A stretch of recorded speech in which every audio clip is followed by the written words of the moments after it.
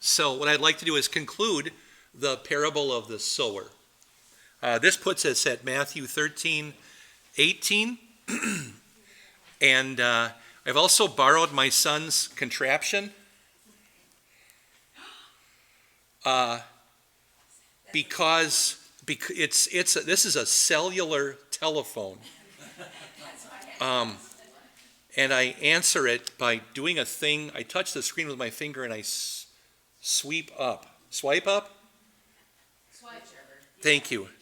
And because I'm driving my car sitting on the equivalent of a 5-gallon pail right now, the driver's seat cracked. The car actually said, "Uh-oh." And now the driver's seat is no longer attached to anything except the cable of the harness of cords. So as it sits there moving around, as I'm leaning, as I'm going around corners and stuff, I can still tilt it back though, and up and make the seat adjust and things. It's just not hanging on to anything actually. Well, it's kind of a fun ride, although it's giving me terrible back pain, I have to say, because I'm perching. I haven't had back pain like this for a while, so I'm taking. The doctor suggested that I take ibuprofen and throw a handful at my mouth.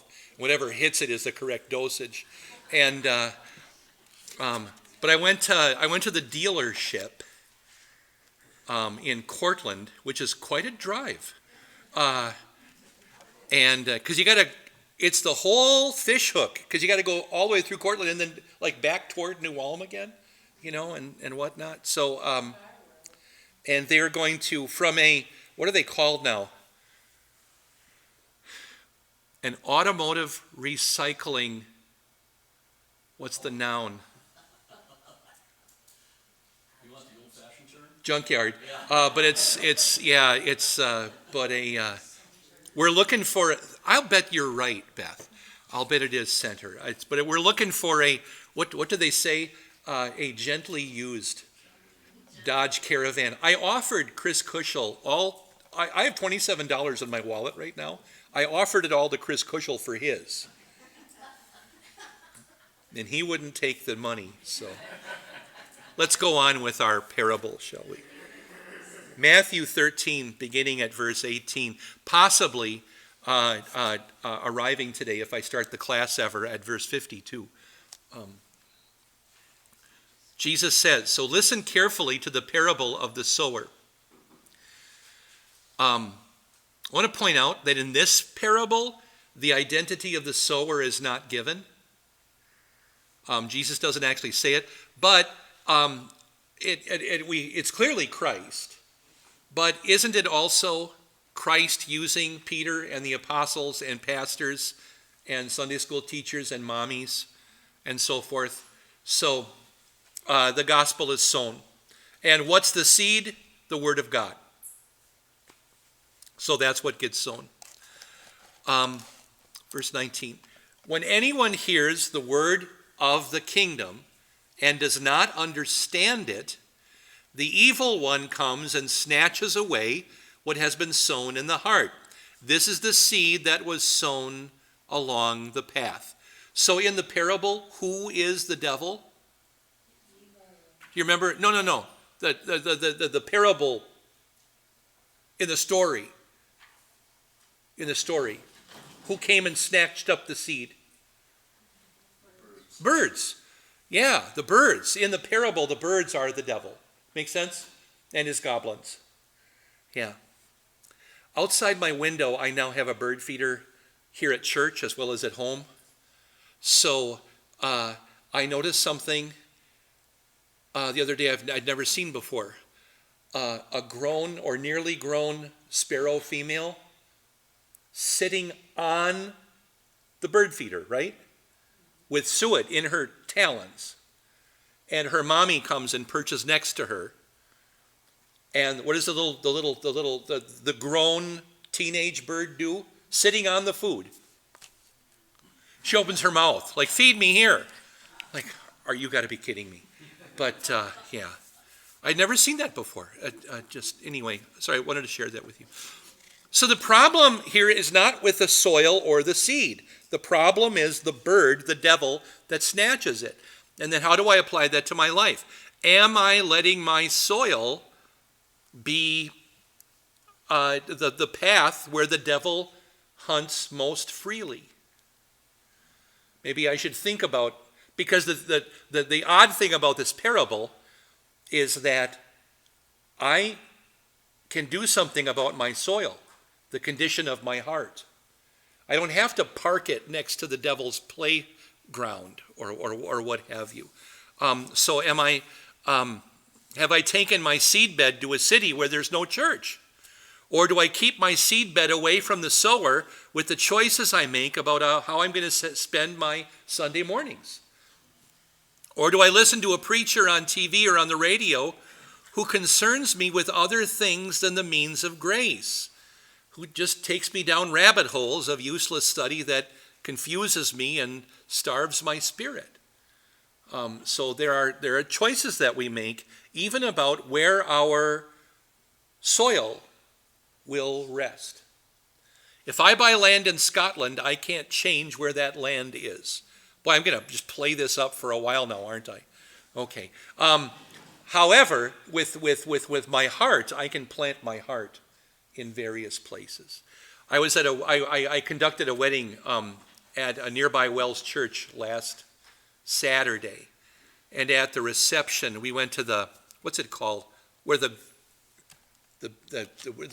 where people golf in New Ulm, the country club. Thank you. That's where their little reception was. And I was sitting with the bride's godmothers, and they're talking about being in Pennsylvania. And in their city, they said, they all grew up Missouri Synod, and we talked about, that and so forth, because that's all anybody wants to talk to a Wells pastor about at lunch is the Missouri Synod. And they said now, though, in their town in Pennsylvania, they have, and they didn't really know the acronym, but it's an ELCA church, an ELCA church. And they said, we bet you've never heard of this. And they said, it's just called the ELS. And they said, I'm sure you've never heard of it. And I said, no, I've heard of that. It's fine. And so we talked about that as well. It's remarkable what you find, and where does your soil get parked? So this couple living where they're going to be living in Texas has a Wells Church nearby. And the family of the groom, the Gonzalez family, is thrilled with it, and they're happy about it, and this, so pretty cool. Some of you may know Kaylee Collum, Jerry's daughter. So 2 of Jerry's kids are married now. Okay, let's continue. Verse 20. The seed that was sown on rocky ground is the person who hears the word and immediately receives it with joy, yet he is not deeply rooted and does not endure. When trouble or persecution comes because of the word, he immediately falls away. So their joy is short-lived. And it could be trouble, could be persecution, could be a disapproving family member, could be a friend or a boyfriend or girlfriend who's jealous of Christianity and the time that one spends with God in prayer or worship, which becomes, it's in danger of becoming what I call a least common denominator marriage. What do I mean by that? Well, if one of the spouses wants to go to church all the time, and one of the spouses is willing to go to church once in a while, what's the least common denominator? Once in a while. And if one of the spouses agrees, okay, we'll at least do what you want to do, their faith is being crushed, isn't it? It's eroding. They're not having contact with the gospel. I'm going to share with you my father's, I think at the time, probably wise choice. So when 79 to 84, what is that, 5 years? After my mother passed away, Dad started dating a woman who was, for all intents and purposes, completely unchurched, not necessarily an atheist, but totally unchurched woman who lived in the area. And they started planning. They're thinking about getting married and everything, and they do get married. And Dad wants to continue, because my dad was heavily involved in our church. When I was a boy, he was superintendent of the Sunday school. He was one of the anchors of the church choir. He led he was the train master of our Lutheran Pioneers organization, helped with youth group. But we were out and our family turned the crank on the manual spirit duplicator to make the bulletins. I don't come from a called worker family, but wow, did we do a lot of things that called worker families do or did in the old days. So we were, even though our church was 20 minutes away from our house one way, different town, Poynette to Arlington, we were out at church probably 4 days a week on a typical week and 6 or 7 days a week on a busy week. But we were out there all the time. And so that was Dad's involvement in the church. Then my first stepmother, when they got married, was trying to, I think, force him into what I would call a least common denominator way of going to church. She, number one, wanted nothing to do with the Lutheran Church. She wouldn't do it. Why? I think that there were issues in their, probably the arrangement they had before they got married that she was afraid the church would not approve of. They're going to judge me and so forth. And probably because she was also divorced, she assumed the church would judge her for that as well, and so forth. So she said no. But she did say, but you know what? My folks went to a Methodist church, and if you'll switch, I'll go to church with you. I think she was giving him, I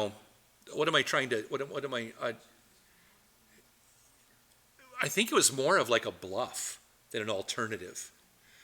Dad called her bluff. He said, sure, if we go every week, I'll go with you.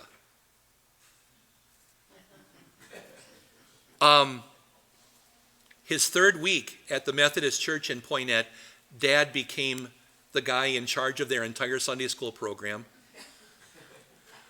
Nobody else knew what they were doing. I don't know of any other Methodist church that used NPH materials for their Sunday school program, but they still do, even though Dad's now retired. That was in '84.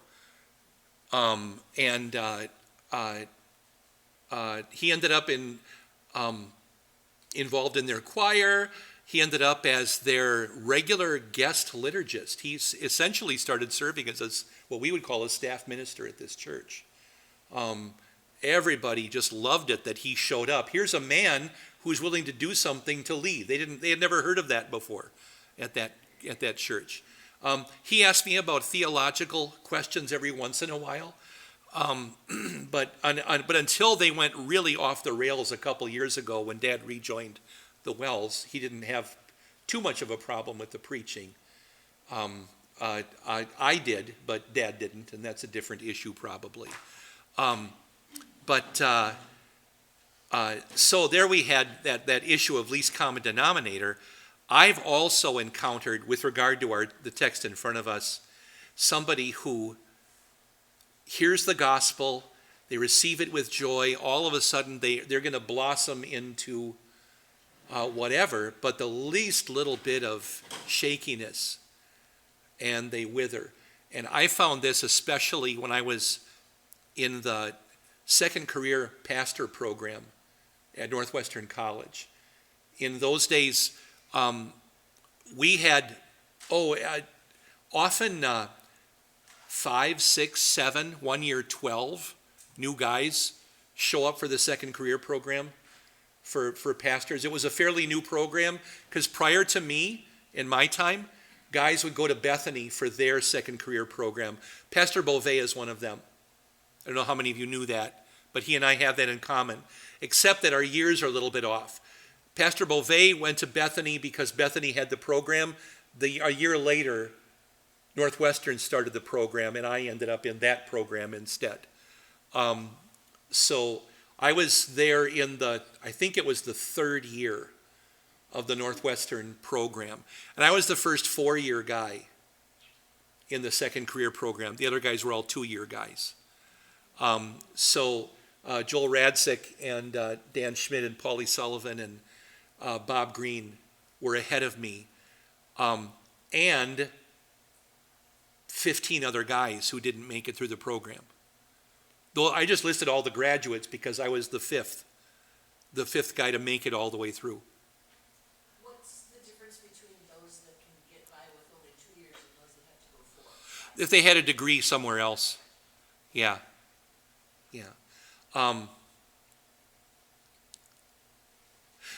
Some of the men who were in the program with me, who also signed up for a 4-year program, they came in and they said, whatever happens, I don't want there to be a difference between me and all other pastors. So even though it was not required of them, they signed up to take, in their first year, Latin, German, and Greek. And a full load of other classes. And I show up and I sign up for Phi Ed, and Shakespeare, and the art class, and what we used to call Cruzmatics. Coach Jerry Cruz taught an algebra class, and I'm recording. I won't say anything else about that, but I got a pretty good grade in that class by request. And I took first year Greek and no other languages, and I excelled at Greek. And the other guys were constantly failing Greek quizzes because they were trying to keep up their Latin and their German grades. And I thought, what are you doing? And these guys, 2 of them in particular, were really good friends of mine. I'll just call them Jim and Jeff, but they were wonderful, wonderful men, both married, fine backgrounds in Christianity. I believe both Baptist in their background, in their upbringing. Then they had met Wells pastors, had converted to the Wisconsin Synod with the Bible information class, and right away said, I want to be a pastor here because you guys have the truth. Then they went to Northwestern. After being a convert for less than a year, and here they are. They hear the word, immediately receive it with joy, and yet not deeply rooted and does not endure. One of the barriers that they often faced, and one of my best friends in school, I'll just call him Danny, also had this issue. So all the way through, his wife thought we were kidding when we said, there's 4 years of seminary yet to go. And she kept saying, yeah, right. She couldn't imagine that to be the case. Then we graduated, and all of a sudden he's doing financial aid applications for seminary, and she said, you mean you were telling the truth all this time? Yeah, we were telling you the truth all this time. There's 4 more years of seminary, and she threatened to leave him. She, essentially said, I'm going back down to our home. Either you can come with me or you can go to the seminary. Well, what's the poor guy going to do? Fortunately, the bank he was a vice president of a bank. They pulled out the chair again for him. They let him right back in to another vice presidency at the bank. One had opened up, and they wanted him back no matter what. So he did that. But it was often a case of how can you tell your new wife, you've been married maybe 2 years, and I'm going to drop everything and I'm going to do this for 6 or 8 years, back to school. They're still paying off her student loans, maybe even his. And it's tough. It's very, very tough. And some of those guys, one guy in my class had sold his farm. And he thought, Dad always said, if you can't be a farmer, then maybe you can be a pastor. And he sold his farm. That was their attitude about it, that education-wise, doctor, lawyer, and then dock worker, soldier, farmer, and then at the bottom was minister. The family figured no education necessary. Just say you want to do it and you'll just slide right in. And he came in and he struggled along with Greek for a couple of weeks and was just lost. The doctrine class, he was just lost. He did pretty good in They didn't make him take Phi Ed, but he did pretty good in math and things like that. But he was just completely confused by Doctrine 101. He said, I think I had this as a kid, but do I have to know it again? But I'm glad that he had waited to retire to sell his farm. He didn't sell, he was of an age where he was basically in retirement. And I think the college even refunded him almost everything. But scary things like that. But that was my experience with classmates coming in and dropping away. 2 of us in my class made it all the way through 4 years. Danny stopped at the end of the 4th year because his wife gave him an ultimatum. And Carl and I went on to the seminary, and he lasted a month at the seminary. So of everybody in my class, I'm the only one who made it all the way through. It's not an easy thing to do.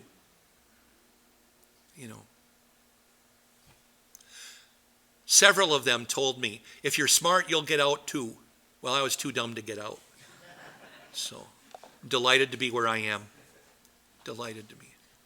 By the way, what's the intention of the sower as he's sowing the seed in the parable? Does he want the seed to get eaten by the birds and to get choked and everything? The intention of the sower is that the seed will sprout and grow. Exactly, sprout and grow. Yeah. The thorny. The seed that was sown among the thorns is the one who hears the word, but the worry of the world and the deceitfulness of wealth choke the word. It produces no fruit. And the thorns could be other things as well, but yeah, the worry of the world. Also greed, wealth, lust, need.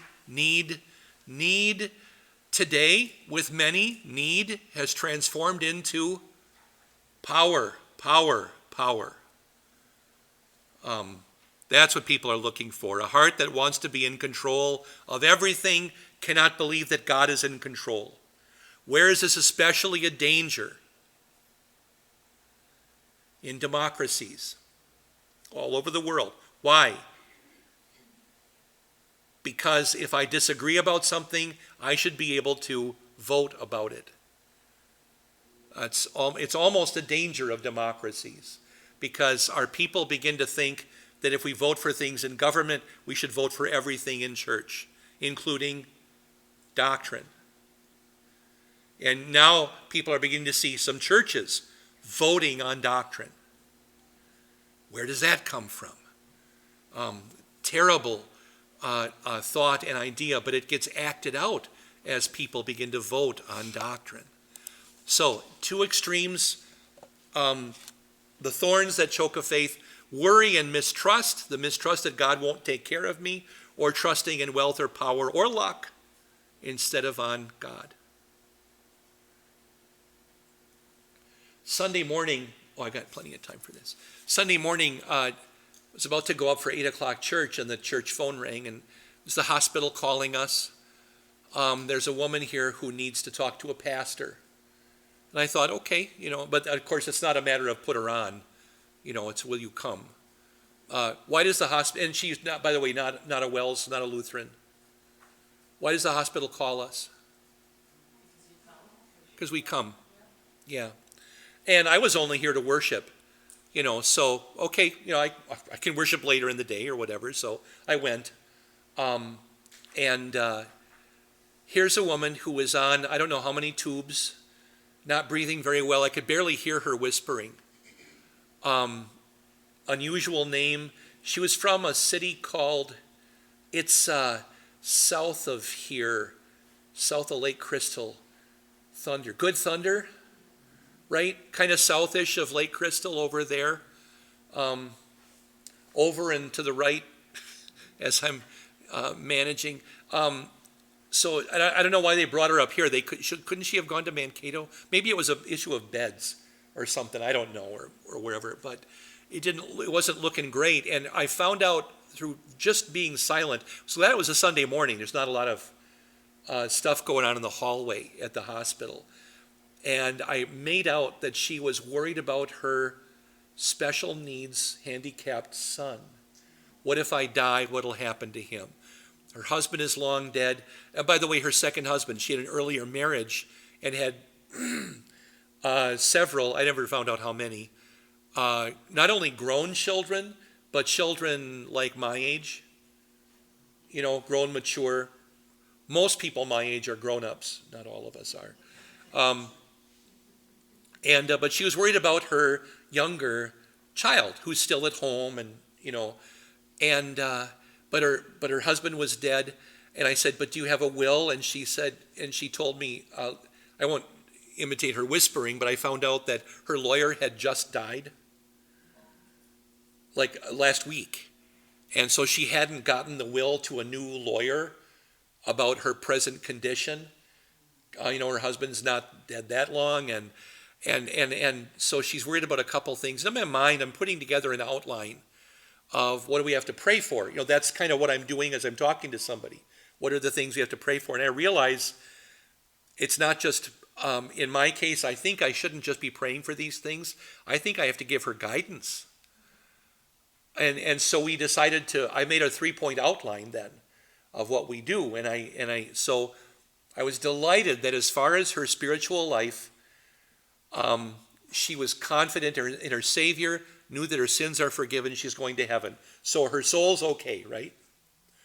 Her body, she has a diagnosis. The physicians are concerned. She's not sure she has that long to live, but she's content except for her son. So spirit, body, and now we have, I'll say peace of mind, is the thing that's in the way. And so I said, of your grown children, who's the one you trust to get things done? And she looked at me, and then she smiled, and she said one of her son's names. And I said, call him today. And I said, put the burden of the will, of finding a new mediator and finding a lawyer, put that burden on that son. Then what will happen? It'll be off of her mind. So that was it. She realized that getting him involved, the get things done child, will be the one to get involved with this. He'll find a lawyer, and they'll work with this and so forth. But the ball will be rolling, and the family will know the intent. And legally, that's the important thing at this point, with regard to who will really, because it becomes who will take care of this special needs younger brother, and finding maybe a group home or whatever will happen. But that's essentially it. Make one of your other children responsible in some fashion. Did I do okay? I read most of Mark 1, which is after the baptism of Jesus. It's just miracle after miracle after miracle after miracle. We did the healing miracles, read Psalm 62, my soul finds rest in God alone. And then I read the eights, the cycle of eights. You've never heard me say that before, have you? I call it the cycle of eights. When I go to the hospital and you don't know what the person's issue is, I start with Psalm 8, and then I read the multiples of 8. So 8, 16, help me. 24, 32, I usually stop about there. But for whatever reason, in an emergency, those are pretty good go-to Psalms for in the hospital like that. So I just call it the cycle of eights. And in my use Bible, yes, I have them circled because I never want to do math in public. Get it wrong, You don't want to be reading, dash their heads against the stones, or something like that. So you got a couple of imprecatory Psalms in there. So, okay. Let's go to the good soil. Another minute here. But the seed that was sown on the good ground is the one who continues to hear and understand the word. Indeed, he continues to produce fruit, some 100, some 60, and some 30 times more than was sown. Are those all good outcomes? Sure, 100 times, 60 times, 30 times. What if 30 were the only number Jesus gave here? Would 30 be a wow? Yeah, but he also says 60, so you think, ooh, and then 100, and you're like, huh? And I'd be delighted if it were, double. But he doesn't give twice. That we start with 30 and so forth.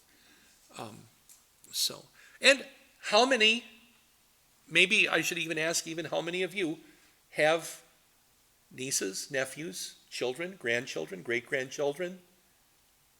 How many souls after yours? Maybe it's not 30 yet, but maybe if you got to count great-great-great-grandchildren, or the people whose lives you've touched, you teachers. I won't ask the three of you here who were not teachers to raise your hands, but everybody else basically was. So, how many lives? What kind of a harvest, an amazing harvest of souls do you have? All right. You've been listening to Invisible Church, the Bible study podcast from St. Paul's Lutheran Church, New Ulm, Minnesota.